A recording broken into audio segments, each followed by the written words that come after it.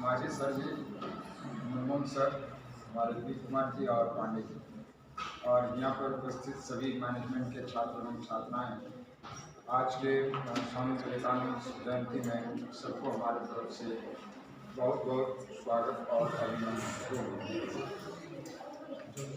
आज हम लोग क्या कुछ देर हमको आने में लेट हो गई क्योंकि हम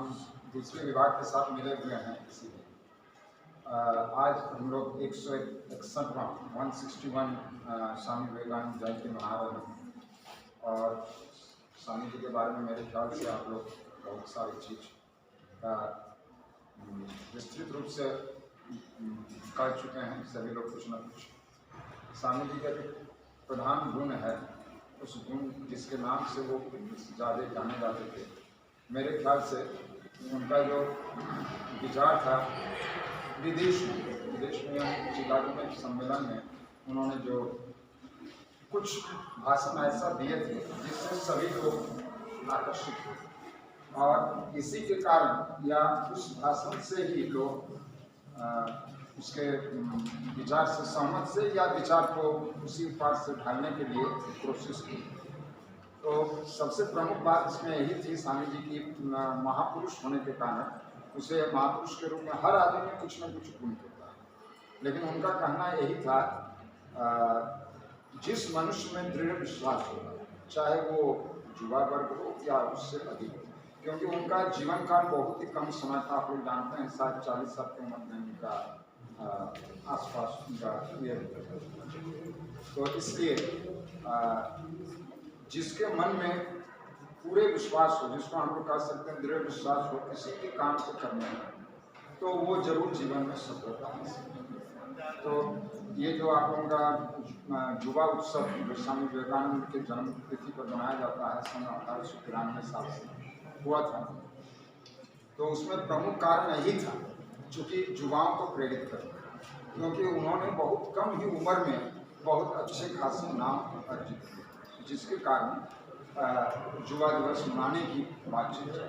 और हर साल आप लोग देखते हैं युवा दिवस में कुछ न कुछ ऐसे स्लोगन आते हैं, कुछ न कुछ लोग आते हैं आप लोगों को ये उत्फुल्लित करने के लिए, आप लोगों में प्रेरणा जागृत है। सबसे प्रमुख बात यही है, वो चूँकि हम लोग स्वामी विवेकानंद जयंती मना रहे हैं इसलिए यहाँ पहुँचे हुए हैं, ये कोई नई बात नहीं है। आप आमतौर पर देखिएगा, स्वामी जी की बात को भी देख सकते हैं, और ऐसे दूसरे भी जो आज के युग में यानी जो पिछले, चूँकि स्वामी जी का जयंती जो है वो मेरे ख्याल से 161वां है, तो जो भी मतलब लास्ट सेंचुरी में 18th सेंचुरी के बिगिनिंग और 18th सेंचुरी के एंड 8वीं शताब्दी के अंत और 19वीं शताब्दी की शुरुआत में जो भी महान पुरुष हुए, अधिकांश जो भारतवर्ष में है, विदेश में नाम किए हैं, उसका उल्लेख भारतवर्ष में बहुत कम है। मैंने उसकी जो प्रमुखता या उसे जो कोई भी पदवी मिला है या कोई भी चीज़ का वो हकदार हुए हैं, मेरे विचार से वो विदेश में ही अपने गुण को विकसित करने के बाद ही हिंदुस्तान के लोग उसको अपनाएंगे या उसे कुछ न कुछ रूप में मानेंगे या कुछ न कुछ रूप में सम्मान देंगे, मेरे विचार से। वर्तमान समय में भी आप भी देख रहे हैं, हमारे देश के, ये राजनीति की बात नहीं है, सही बात है, आप देखिएगा हमारे देश के जो प्रधानमंत्री हैं वो भी अपना जो शुरुआत की थी जीवन 2014 में, तो उसमें उनका भ्रमण जो शुरू में 1-2 साल तक विदेश में जाता है, आज भी उनका यही। तो हम लोगों का सोच यही है कि आप लोगों का नहीं सोच होना चाहिए, ऐसे जो आम व्यक्तियों की सोच यही होता है, जिसको विदेश से ख्याति प्राप्ति होती है वही हिंदुस्तान के ही होते हैं अधिकांश, और उसे ही ज़्यादा हिंदुस्तान में मान्यता दिया जाता है। लेकिन इसका अर्थ नहीं है कि हमारे देश में कुछ। चलिए, स्वामी जी के बारे में इतना ही हम लोग जान लिया, आप लोग इतना चर्चा किए हैं, इसी के साथ हम अपना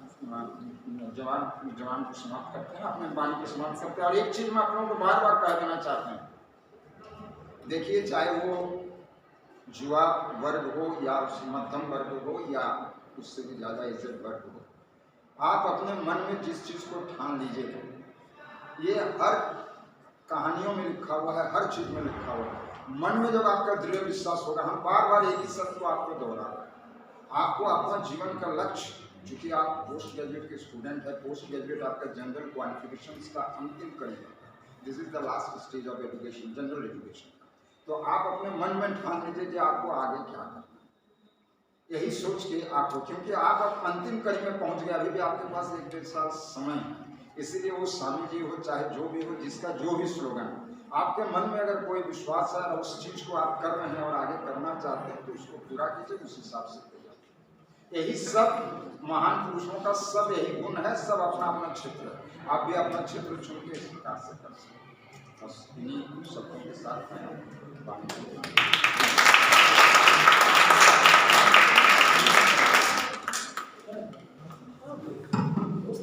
धन्यवाद सर। आज युवा दिवस के दिन सर की कीमती विचारों से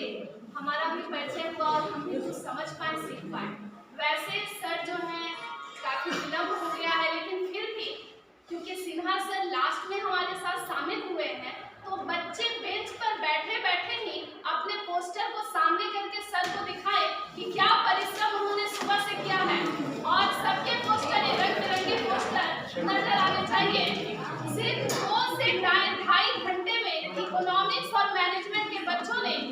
जिस जज्बे को दिखाया है, इससे साबित हो रहा है कि आप सभी युवा हैं।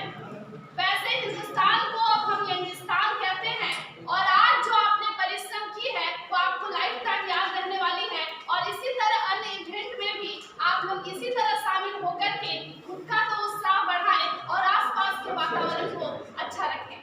अब मैं चाहूंगी, क्योंकि कार्यक्रम अंतिम कड़ी पर गुजर रहा है, मैं धन्यवाद ज्ञापन करना चाहूंगी। तो धन्यवाद ज्ञापन मैं सबसे पहले इकोनॉमिक्स विभाग के HOD doctor B Kumar sir का करना